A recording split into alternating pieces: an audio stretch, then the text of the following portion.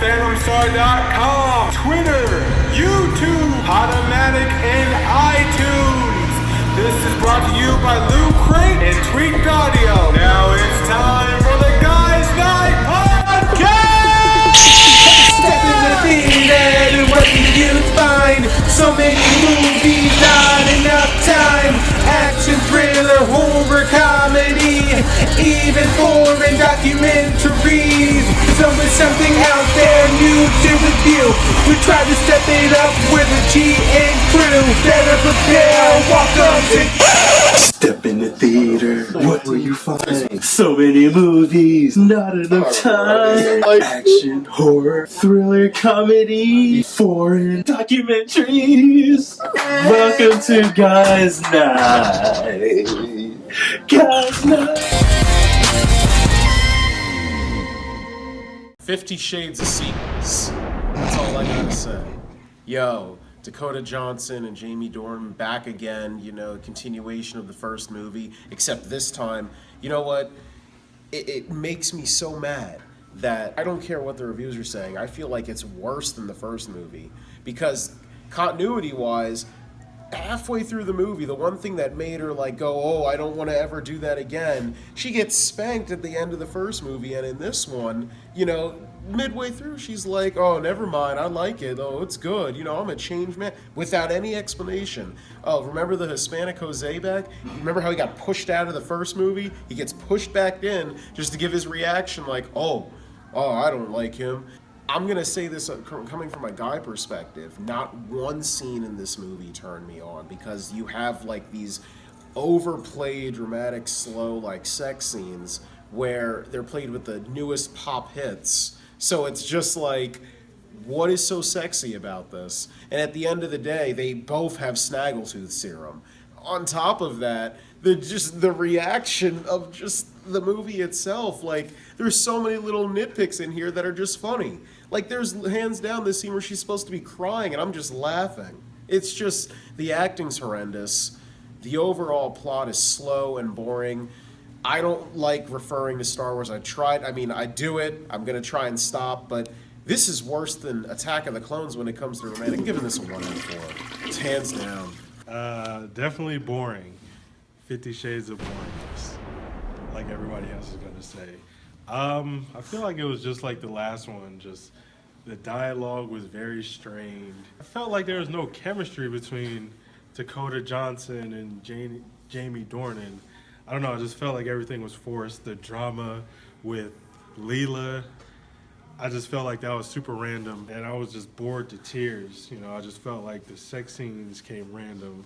Like Jared was saying, you know, they were doing the sex scenes, but it was like music that would come on the radio, like pop hits and stuff, so I just felt like it took the feeling out of the sex scenes. Kids Bop, 50 Shades. Exactly, it felt like some Kids Bop shit.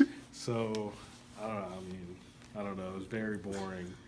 And, I mean, if you like the first one, you're going to like the second one, and, you know, if you didn't, then you're not going to like this either, because it's just the same thing, except random things happen. Like when, what was his name? When Christian, he's in his helicopter. Yeah. He's in his helicopter, and the news report is just, you know, oh yeah, he's in his helicopter. We haven't found him yet. Blah blah blah. 2 minutes later, they're like, oh, we found him. Everybody's in the room and stuff, just looking at the news, like, oh my God, I hope he comes back. Guess who comes back like 2 minutes later? He busts in the door, like, before the news even says that he comes back. So, I mean, it's just stuff like that. It really didn't make sense. Like, things were just very random. It's definitely getting a 1. Yeah, this was terrible. 50 Shades Darker is the sequel to 50 Shades that is slightly better, in my opinion. I enjoyed the sex scenes a little bit more this time around. They were really boring the first time. Like, the man uses a spreader bar. I got a spreader bar at home. I'm like, some of this shit, like, dude ain't using them right. I'm like, kind of like, there's other attachments to it, man. Supposed to use other stuff to be more like in the actual books and everything, because it's supposed to be darker. it seemed a little bit more darker in the first one when she got spanked hard. And this one I'm like, nope. But it's fine. The acting, it's okay. I still prefer if they would have went with Charlie Hunnam instead for Christian Grey's part. But Dakota Johnson's fine. It set itself up for the third one to have the guy kind of sexually harassed her character this time in the movie to come back as a bad guy and maybe kill Christian would be something interesting. Besides the one scene with the gunshot, and I'm like, they're not gonna die. But, give it 0.5.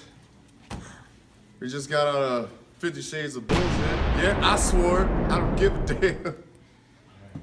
Jeez, literally everything else was more interesting than the actors. Softcore porn was way better than this movie. And they even tried it, but it wasn't even all that. And it's probably 50 Shades Dark, and there was nothing dark in this movie. Oh, she likes to get tied up. Now she wants to get tied up. She likes to get spanked now. Dark. Like, you couldn't do like autoerotic asphyxiation or anything, like whips chains with that. Like, nothing screamed dark. It was just, let me get a slight tap on the bottom. Good job, honey. I didn't like the makeup sex a lot. Cause I'm like, who the heck does this? It's like, oh, we got in a big argument. Oh, someone tried to shoot me. Let's do it. Like, my favorite scene had to be when she runs away off just trying to figure out herself and it's just raining and they had like the new wave pop music playing and I'm like, all right, this one's cool. I usually like to give music a good review on art things, but I'm gonna have to give this one. It hurts.